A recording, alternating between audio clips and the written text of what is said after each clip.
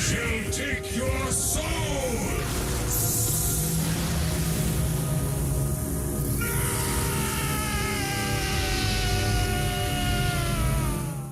In the world of Castlevania, where darkness reigns supreme, one character has consistently emerged as the harbinger of death itself, the chilling figure known simply as Death. Season 4 of the Castlevania anime pushes this iconic villain into the spotlight, revealing new layers of his character and taking us to the heart of his evil influence. Death has been a recurring one throughout the Castlevania video game series, a reflection of dread and an ally of Dracula. But Death is not your typical villain. He is a character of complexity. His allegiance to Dracula and his devotion to the force of chaos has made him a figure of fascination. The 4th season of the anime provided us with a glimpse into his character, yet much remained concealed beneath the surface. So in this episode, we are embarking on an exploration of Death's character. We'll unearth the origins of his existence, decode his role in the Castlevania universe, and shine a light on the many mysterious facets that make him a timeless and captivating antagonist. So are you ready? Before we go into our explanation, we have a very small request. If you like our content, please support us by subscribing to our channel. This is a small click for you, but for us it means a lot. Thank you, and let's begin.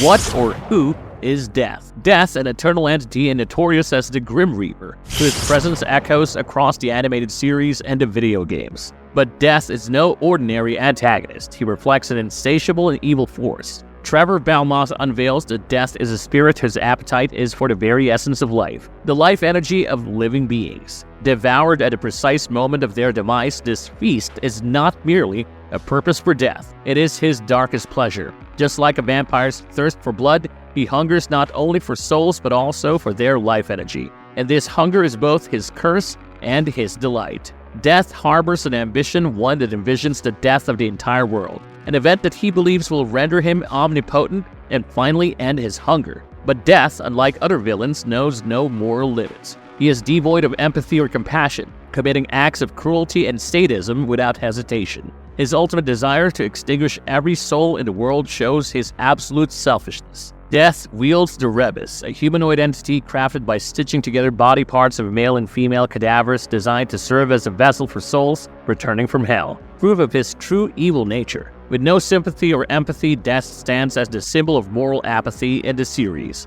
Around a century ago, Death cunningly infiltrated Dracula's court, donning the identity of Varney, a lowly vampire hailing from London. His concealed presence was pivotal in Dracula's assault on humanity, particularly in the invasion of Targoviste, where he joined forces with the night creatures. Murder the world just so I don't have to be hungry anymore. Introducing Death in the animated series. The tale of Castlevania reached its solemn conclusion with the 4th season in 2021, bidding farewell to the adventures of Trevor Belmont, Sypha, and Alucard. The final chapter held astonishing surprises for fans, and among the revelations, the Grim Reaper, Death, emerged as a monumental figure. Though the journey's end was bittersweet, Season 4 stands as a crowning jewel in the series' legacy, closing the curtain on the storylines with a huge climax. The creators left nothing unexplored, extracting every drop of gothic horror in this conclusion. For fans who have traversed the dark corridors of Konami's beloved franchise, the Netflix series has been a treasure of nostalgia. Yet one notable absence has now been rectified: the introduction of one of Castlevania's most iconic adversaries, Death. As arguably the series' second most prominent antagonist, following in the footsteps of Dracula, Death's inclusion was an important touch to provide the series with a farewell it truly deserves. Across the vast Castlevania universe, Death has etched his mark in nearly every game of the franchise, and now he graces the animated series with his dark presence. I was put here at the dawn of life on Earth to feed on the last breath of every one of you. Death's actual plan. For those who don't know, Death himself once served in Dracula's court in the video game franchise, a reflection of the power of the Vampire Lord. In the animated series, we're introduced to Varney, a time-worn vampire hailing from London and an original member of Dracula's inner circle. Varney's obsession has been the revival of his ancient master, an aim that seems to have kept him away from baths to quite a while. Well, that's what it looks like. Varney, with his distinct lack of hygiene and disheveled appearance, might appear like a bumbling, overconfident henchman in way over his head. However, this is a cleverly constructed disguise meant to hide his true identity. In reality, Varney has been conducting secret dealings with magicians and scholars across the land, all in a desperate gambit to breathe life back into Dracula. His path eventually intersects with a hapless Saint Germain, whom he easily manipulates. Varney uses his cunning to coerce Saint Germain into wielding the dark arts with the aim of resurrecting Dracula, all in the relentless pursuit of reuniting his love that he lost to the Infinite Corridor. Later, Varney unveiled his true form, and it was nothing short of bone-chilling. He transformed into the very embodiment of death itself, a sight straight out of those dark video games. With a sinister grin, Death began to unravel his secret. He leaned in and revealed the truth. "I don't sip blood, no, I feast on departed souls. It's their essence that fuels my power, and that's precisely why I'm so keen on bringing Dracula back from hell." Death's words echoed in the dark. Once Dracula returns, this world will witness murder on an unprecedented scale, and I shall grow stronger with each passing soul. I will become the most powerful creature to ever tread this earth. And if you remember, Death isn't your typical vampire. He's an elemental spirit, a force of nature itself. That's why he needs a cunning human like Saint Germain to aid in the resurrection of Dracula.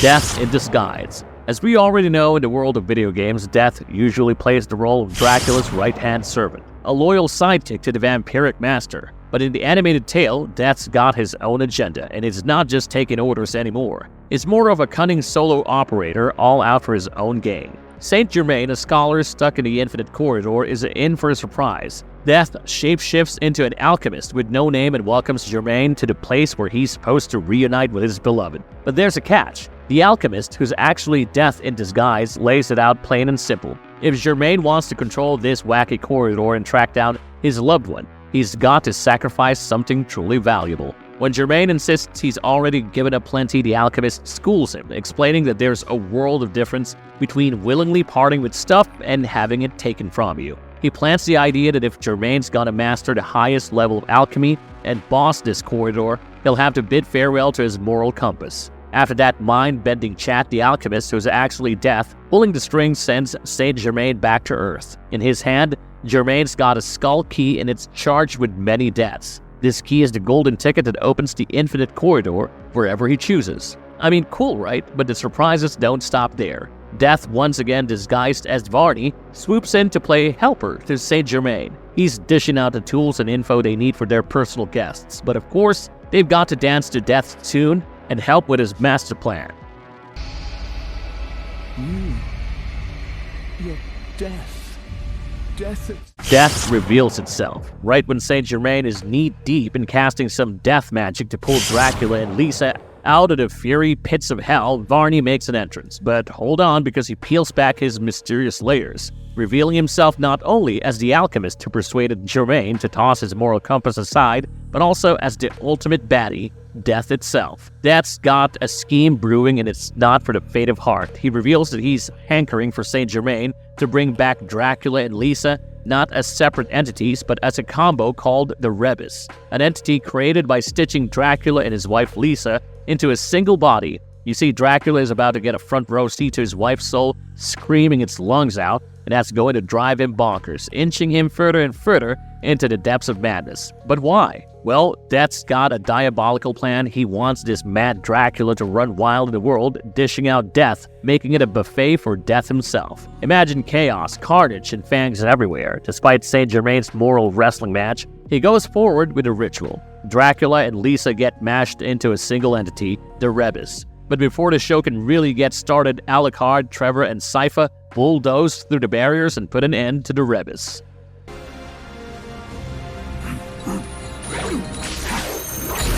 Death to the death. Fueled by frustration after his grand plan goes up in smoke, Death squares off with our hero Trevor. At first, it's looking pretty grim for Trevor. Death's got the upper hand and he's dishing out a royal beating. But Trevor isn't one to stay down for long. He manages to summon some serious gumption and whips out his trusty Morningstar whip. And he conjures up a storm of fury projectiles all aimed right at Death. As Death gets caught up in this fury spectacle, Trevor decides it's high time to make his move. He drops that trusty morning star and sprints like a bat out of hell to get behind Death. He's got a special dagger, a relic he picked up back in Targovist, and he's been toying with its 3 separated pieces, kind of like a DIY project for vampire slayers. He's put it all back together, reactivating its magical mojo, and with lightning speed, Trevor plunges that dagger right into Death's skull, just as the fury storm subsides. The dagger's got some serious magical juice, and with one swift strike, it unleashes all that energy, effectively pulling the curtain back on Death's physical form. Oof, gone. I am not a vampire, as you understand it. Death is mine. Death's true nature, cruel and selfish. After the grand reveal, it was clear that Varney and Death, they're 2 peas in a pod. But don't let their disguise fool you. They're more alike than you'd think. Varney, the jester of the vampire world, moonlights as a bumbling character who's a few bats short of belfry. He's like a comedy act, but his real gig is working from the shadows, influencing without a hint of suspicion. But Varney and Death share a vanity streak. Whether he's Varney the alchemist or just plain Death, he can't help but be utterly full of himself. I mean, he thinks he is the bee's knees, a VIP in Dracula's inner circle, and an ancient vampire who's the toast of England. But let's be honest, most folks who cross paths with Varney or catch a whiff on him, well, let's just say their reviews aren't glowing. And speaking of Death, he's just as cheeky. He struts around like he's the Grim Reaper incarnate, boasting about his immortality and all-around awesomeness. Both as Varney and Death, he's convinced he's got the world fooled. And he even tries to bedazzle with big words to sound all scholarly, even though it's all a charade, as he's confessed to Saint Germain. Now here's another thing that binds these 2 bad boys together. They're selfish. Varney enjoys the perks of being in Dracula's crew and taking a piece of the pie, like when they raided Targovist, but Death, oh boy, he's the ultimate parasite. He gives nothing back to the world, just gobbles up life like a buffet, as if it's his divine right, and Trevor Belmont summed it up perfectly. You're only an old killer, and you don't make anything, you don't live. You just eat and hide.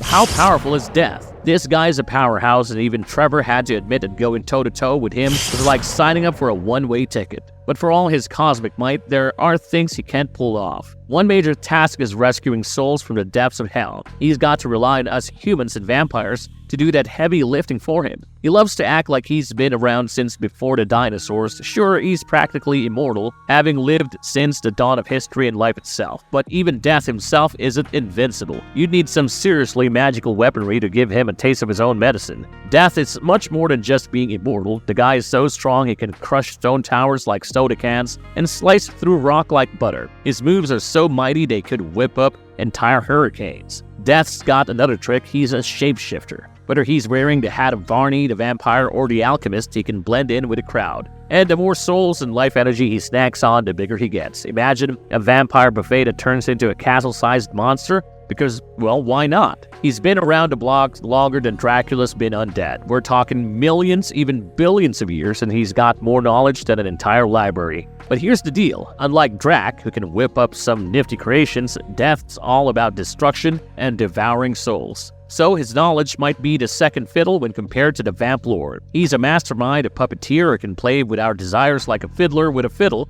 Now that's something he's best at. Remember, once he hoodwinked Saint Germain into tossing his morals out the window and doing his dirty work, all while staying incognito. And that's not all. He's got a backstage pass to the Infinite Corridor. He can pop in and out whenever he pleases, visiting hundreds of universes like it's no big deal. I have the power to destroy all related to the vampires. Though you have divine powers, you are no exception. Unfortunately for you, as long as my master survives, I will rise from the dead. Bonus, lesser-known gaming facts about Death. I don't have to tell you, fellas, that there's more to him than meets the eye, especially when you consider his spooky connections in this monstrous world. Death's connection to chaos. Chaos emerges from the darkness hiding in human hearts, and oh boy, does it make for one heck of a final boss in Castlevania Aria of Sorrow. Death and Chaos go way back. They're like old pals or maybe frenemies. You see, Death's existence is intricately tied to Chaos. They're pretty much like the two sides of the same coin. He's basically Chaos's right-hand ghoul, serving anyone who's fallen under Chaos's dark spell, and boy, that's led to some nasty Dark Lords. Death's social circle doesn't stop there. He's got two pals, Slogra and Gaben, who aren't your average night creatures. These guys are way more than what the anime shows. Slogra, the demonic knight, wields a spear and likes to keep things grounded, while Gaben's all about taking to the skies and breathing fire. They're Death's right-hand minions, and whenever you spot them in the games, you can bet Death's somewhere nearby. Up next is Death's fear of holy weapons. If you're thinking about taking on Death, you've got to be smart about it. Dark-based attacks, those won't even tickle him. But you know what he's seriously not a fan of? Holy stuff. Grab a weapon with some holy mojo and you might just stand a chance. The Vampire Killer, a whip that packs a holy punch, can make even a divine being like Death square. Bet your bottom dollar you never knew this next one. Before Dracula became the fantastic villain we all know, he was Matthias Krokvist, an alchemist with a grudge. Determined to live forever and seek revenge against God, he aimed to become a vampire. And guess who he met during this turbulent time? Death himself, way before he took up the Dracula nickname. Death saw the potential in Matthias, switched sides and pledged loyalty, leaving his old boss, Walter Bernhard, in the dust. Now, for all his grandeur, Death has an embarrassing track record when it comes to picking fights. He's been beaten by many heroes. You would think someone with his cosmic status would be unbeatable, but nope. Heroes like Leon Belmont, Simon Belmont, Trevor Belmont, and a lesser-known champ, Hector, have managed to give Death the boot. They usually get to face him right before their showdown with Dracula, and trust me, it's not a walk in the park, but they did it anyway.